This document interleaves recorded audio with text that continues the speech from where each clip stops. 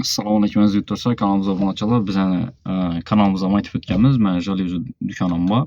Urganch Tehkon bozorining 9 etajli yanında, butkada. Arzon metrajdan yanında. Hozir biza ko'p zakazlarni berdik, Qo'shko'pira. 2 eshik, 2 oyna, yana boshqa narsalarni berdik, yana oyna, eshik, bahramallar berdik, minjiqlar berdik. Lekin video chiqarmadim. Endi hozir berjakimni video ko'rsatsak masalalari. Hozir bizlar 2 oyna zakaz tushdi. Bunlar görüp turuş lazım mümkün. Yine. Şu zakaz şu. Eğer de kime gerek bo'lgan bo'lsa, bize taksidan chiqarib berishimiz mumkin. Bular Qo'shko'pirga ketadi bular.